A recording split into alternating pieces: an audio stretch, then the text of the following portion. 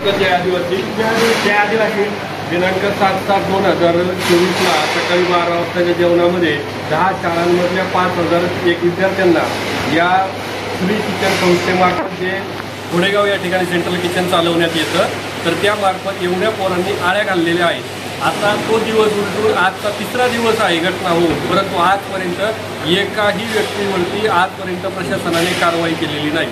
रात्री बिरसा ब्रिगेडच्या वतीनं सुरुवातीपासून बिरसा ब्रिगेडनेच हे प्रकरण लावून धरलेलं आहे।